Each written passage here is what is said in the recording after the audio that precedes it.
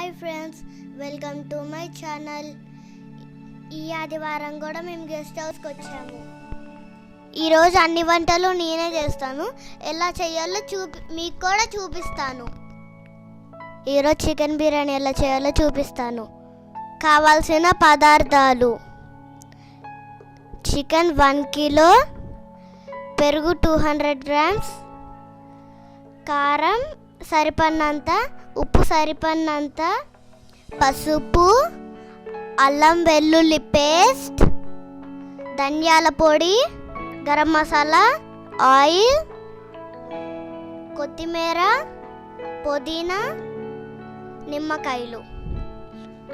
ఇప్పుడు పసుపు వేసుకోవాలి, అల్లం వెల్లుల్లి పేస్ట్ వేసుకోవాలి, ఇంకా ఉప్పు వేసుకోవాలి, కారం వేయాలి,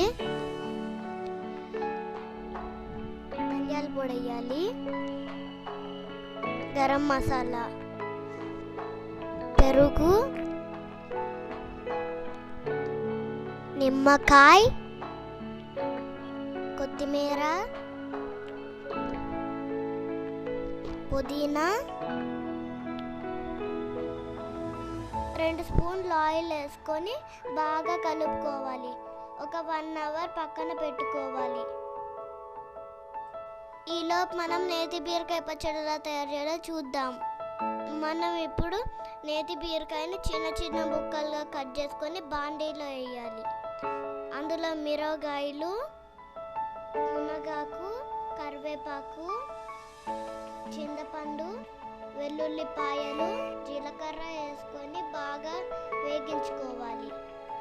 బాగా వేగించుకున్న తర్వాత ఆ పచ్చడి మొత్తం తీసి రోట్లో వేసుకోవాలి. రోట్లో పచ్చడి చాలా బాగుంటుంది. ఇప్పుడు దాన్ని నూరుకుందాం. కొంచెం ఉప్పు వేసుకుందాం. ఇప్పుడు ఆ పచ్చడిని తీసుకొని బౌల్లో వేసుకుందాం. ఇప్పుడు టేస్ట్ చూస్తాము. పచ్చడి సూపర్. చికెన్ కలిపి ఇంకా 1 అవర్ కాలేదు. ఈలోపు మనం గోంగూర పచ్చడి నూరుకుందాం. ముందుగా మనము గోంగూర ఆకులు కోసుకోవాలి.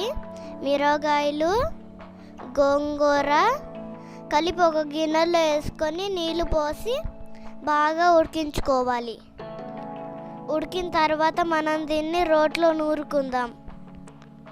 ఉల్లిపాయలు వేసి బాగా నూరుకోవాలి. చిన్నుల్లిపాయలు వేసి దంచుకోవాలి. తర్వాత గోంగూర వేసి నూరుకోవాలి. ఇప్పుడు సరిపడినంత ఉప్పు వేసి నూరుకోవాలి. రోట్లో నూరుకున్న గోంగూర చాలా టేస్టీగా ఉండిద్ది. మెత్తగా నూరుకున్న గోంగూరను ఒక బౌల్లోకి వేసుకుందాము. ఇప్పుడు తాలింపు వేసుకుందాం. ఇప్పుడు ఒక బాండీలో నూనె పోసుకొని అందులో జీలకర్ర, ఆవాలు, శనగపప్పు, కరివేపాకు, ఉల్లిపాయలు వేసి బాగా వేగించుకోవాలి. బాగా వేగిన తర్వాత మనం నూరుకున్న గోంగూరని వేసుకోవాలి. ఇప్పుడు ఒకసారి తిప్పుకొని స్టవ్ ఆఫ్ చేసుకోవాలి. చికెన్ కలిపి 1 అవర్ అయిపోయింది.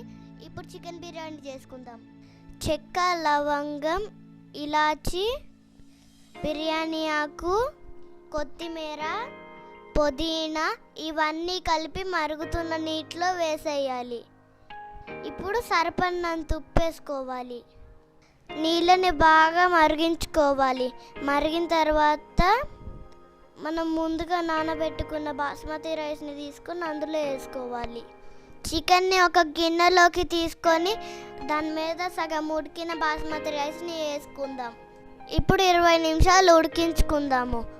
ఉడికింది. ఇప్పుడు టేస్ట్ చూసి ఎలా ఉందో చెప్తాను. లెగ్ పీస్ వేసుకున్నాను. ఇప్పుడు టేస్ట్ చూస్తున్నా.